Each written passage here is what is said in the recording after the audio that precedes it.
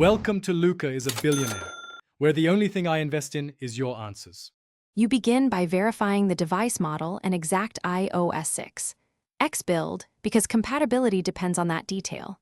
Once done, back up the device to iTunes so you can restore if anything fails.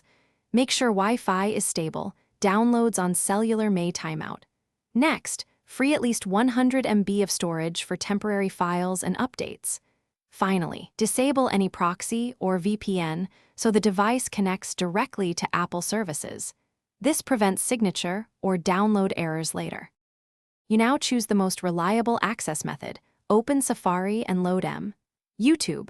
COM for immediate playback. This avoids App Store incompatibilities. If App Store offers a lightweight third-party YouTube client, install it and sign in. This preserves subscriptions and history.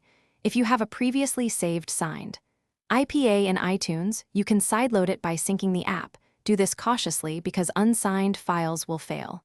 Throughout, keep Safari open to test videos between steps so you know what works. You finish by confirming video playback, signing into your account, and checking that subscriptions and watch history sync correctly. If streaming stalls, clear Safari cache, force quit the browser or app, and restart the device.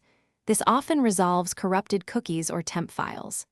If an installed client crashes repeatedly, remove it, restore the backup you made, and retry the mobile site or a different third-party app. One key troubleshooting tip.